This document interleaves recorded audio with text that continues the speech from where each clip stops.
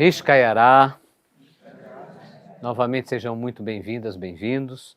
Vamos falar um pouquinho sobre reza hoje, um aspecto um pouco diferente sobre reza. As tradições nativas têm muito da questão de rezar, diferentes tradições ao redor do mundo, de rezar continuamente. E essa reza contínua, seja de diferentes filosofias, caminhos espirituais ou até religiosos, ela vai tomando um modelo, uma dinâmica, quando essa reza é pronunciada. Porque não existe só reza pronunciada. Existem várias maneiras de rezar. Mas a reza pronunciada, ela toma uma cadência. Então, se vocês pegarem uma reza de qualquer povo nativo, você vai ver que cada um, lógico, com seu idioma, com as suas características, vai trazer uma cadência para essa reza pronunciada. Ela tem ritmo, ela tem movimento. Na verdade, ela é um cântico. A reza, ela é cantada. Então a gente costuma dizer que a reza é cantada porque ela encanta. Então a reza necessita ser cantada para encantar. Encantar significa trazer o brilho de algo que aparentemente se encontra adormecido. Então, aquela força, aquela erva, aquela água, aquela argila, aquela pessoa, aquela força espiritual, aparentemente está adormecida. Não está adormecida, mas aparentemente está adormecida. Ou seja, ela não está manifestada intensamente aqui, mais próxima de todos nós, nessa nossa dimensão. E aí a gente faz a reza para encantar, para trazer a manifestação visível. Então, na verdade, o que é isso? Isso é uma maneira de polarizar, ou melhor, de sintonizar o nosso campo, a nossa mente, com as vibrações, as energias que já existem, que já são atuantes. Porque a gente olha para uma planta, ela é uma planta, que bonita essa planta, que cor é essa planta, olha tal, mas ela tem flor, não tem flor, é frutífera, olha, é uma árvore frutífera, mas ali tem os seus campos vibracionais.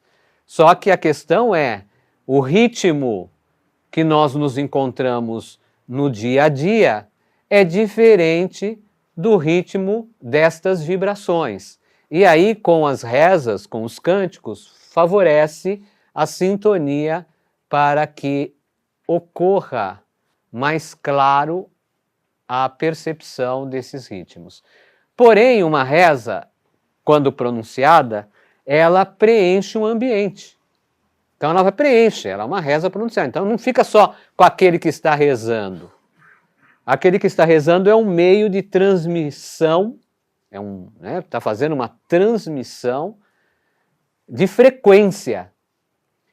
E todas as pessoas, todos os cérebros que estão ali, estão ouvindo, e esses sensores estão modificando atividades cerebrais, favorecendo também com que todos entrem de certa maneira, alguns mais, outros menos, nestas sintonias e comecem a sentir.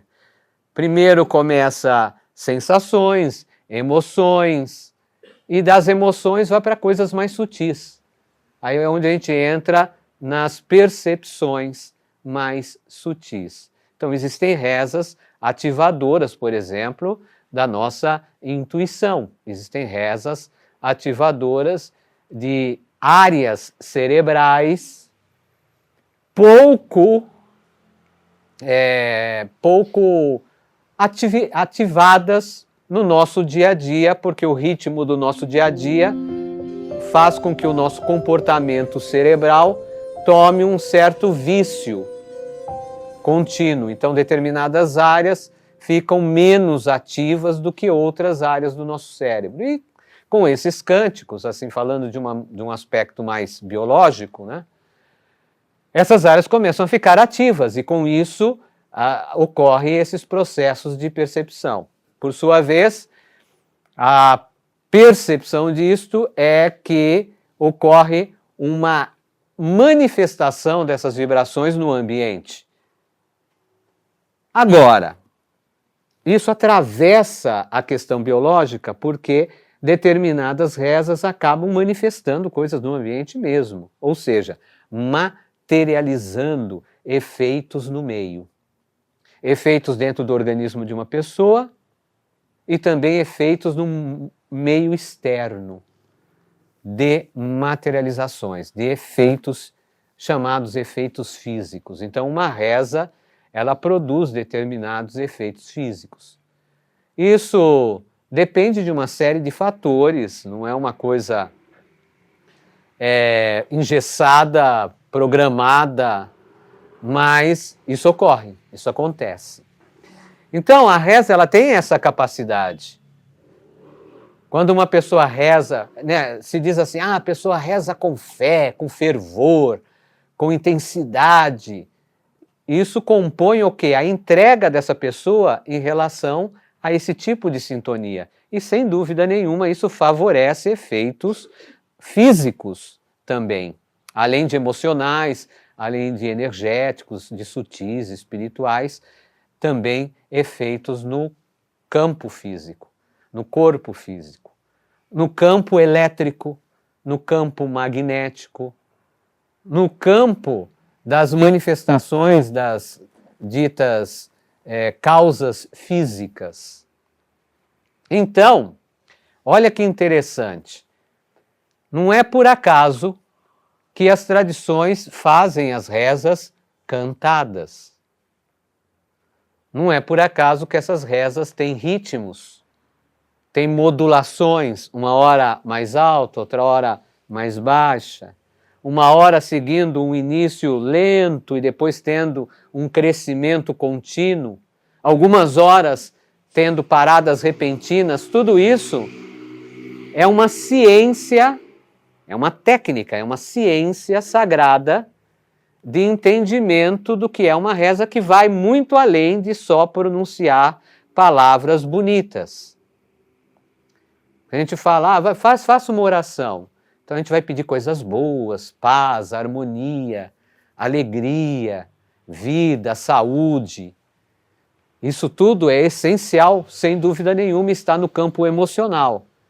Mas veja que isso atravessa além desse aspecto e pega a questão das vibrações. Nós podemos medir isto, medir esses ritmos, medir essa sonoridade, medir em hertz, medir em frequências e observar o efeito dessas frequências nas diferentes situações físicas, nos diferentes comportamentos emocionais que uma reza produz quando realizada. E é interessante que mesmo que você não conheça um idioma, você pode não conhecer aquele idioma, mas aquela reza que você não conhece nada, né? Ela mexe com você, mexe com o seu ser. Quer dizer, é uma linguagem que está além do idioma. É uma linguagem universal. Por isso que se diz que, por exemplo, a música tem uma linguagem universal. Né? E aí junta-se ao som da voz. Também existem instrumentos ligados às rezas, principalmente das tradições nativas, como por exemplo a tradição Tupacuaçu, nós utilizamos instrumentos sagrados que são contínuos dentro de uma reza, como tambores, às vezes flautas, apitos, que são elementos que favorecem esse movimento que é uma reza, que tem como objetivo produzir um efeito através dessa reza. Então, é para trazer para vocês que a reza não é apenas uma ladainha sendo pronunciada, e sim, existem esses aspectos pouco falados, infelizmente muito pouco estudados, e é estudado por poucos, do qual a reza faz os seus efeitos. E isso também é um estímulo para você perceber que quando você está rezando, você está cantando para a vida, porque esse cantar para a vida é o encantar a vida. Então, cantar em reza é encantar. E aí nós precisamos nos encantar. E nós precisamos encantar tudo que está ao nosso redor. Esse é o aspecto que eu queria trazer para vocês hoje, refletirem sobre reza, um aspecto diferencial, né, que não é exatamente falar aquela palavrinha, ou aquele parágrafo, ler aquele parágrafo, ou, né, cantar uma estrofe, e sim entender esses aspectos das vibrações dentro de uma reza, do qual você, mesmo não entendendo o idioma, você entra em sintonia e assimila ela. Então, por exemplo, quando nós pronunciamos as rezas em Abayanká, vocês observam, a gente pronuncia rezas em Abayanká, que vocês entram em sintonia, vocês sentem a vibração. Ela produz aspectos vibracionais. Existem rezas direcionadas para a ação chamada de cura. Existem rezas para a ação de desagregação, de defesa, de proteção, de sustentação, de harmonização. Existem rezas para encantarmos as folhas. Existem rezas para chamarmos os ancestrais, para entrarmos em contato com os nossos ancestrais. Então existem várias rezas que nós pronunciamos em Abayanká, que é a nossa língua de reza. Mas nós também pronunciamos em português várias outras rezas para vocês entenderem o que a gente traz, né? Traduzirem para o campo mental o que a gente está trazendo. E há também rezas que nós integramos o português, reunimos uma parte em português e uma parte no idioma sagrado, né, que é a língua de reza, para vocês entenderem que aquilo que está sendo falado, pronunciado em português, refere-se àquilo que está sendo vibrado na língua de reza. Então é uma maneira da gente ensiná-los também e trazer para vocês um entendimento da importância disso. Porque a essência da nossa atividade espiritual é a reza pronunciada em Abayanká. Mas, mesmo em português, você pode rezar e você pode perceber as vibrações que contém a reza, o que ela produz. Mas por que tem isso? Por que a gente não reza tudo em português? Então aí existe um entendimento de que existem certas frequências que determinadas línguas de idiomas atuais não houve a ciência de encaixe dessas frequências de forma adequada. Então as palavras formadoras ali, elas não são palavras pensadas na pronúncia, e sim na classificação, no entendimento, na significação do que é aquela palavra. Porta, é uma porta. Ah, a porta é para você entender que aquilo é uma porta.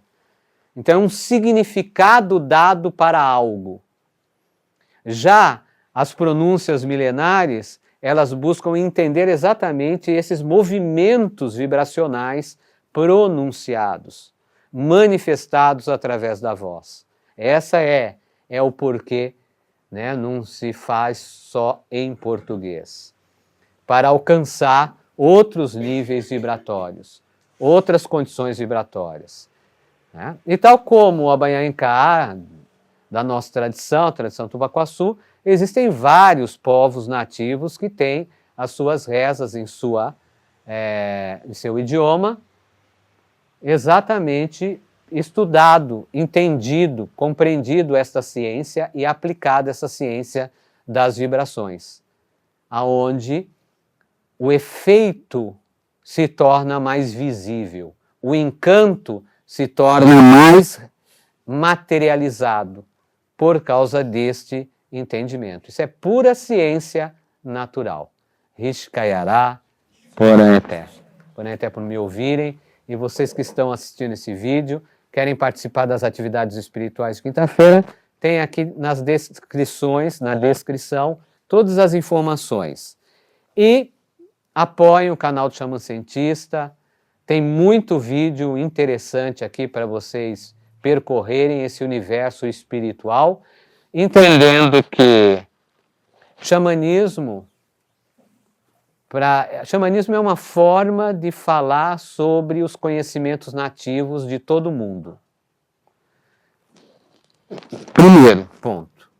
Então não é uma religião, xamanismo, é uma forma de falar sobre os conhecimentos e as práticas nativas, que se popularizou pelo mundo. Isso que significa xamanismo. A prática do xamã, a prática daquele líder espiritual. Mas hoje se entende que essa prática, né, é muito assim, acaba um entendimento, infelizmente, assim, às vezes superficial, pensando que essas práticas é como um hobby, um final de semana, algo, uma experiência diferente. E não é isso. Nós estamos falando de conhecimentos de tradições étnicas que são pertencentes à sustentação da vida. Então, a coerência dessas práticas envolve o porquê nós estamos aqui vivendo e produzir a continuidade da nossa existência e da existência a tudo ao nosso redor. Então, ela deixa de ser apenas uma experiência, né? Por isso que eu costumo dizer assim, xamanismo, essas práticas, não é apenas dançar em volta de uma fogueira. Tem muito além, porque ela compõe realmente com um propósito de melhorarmos a nossa qualidade de vida, a nossa essência em viver, cuidar da nossa saúde física, mental, emocional e espiritual. Rishkayará.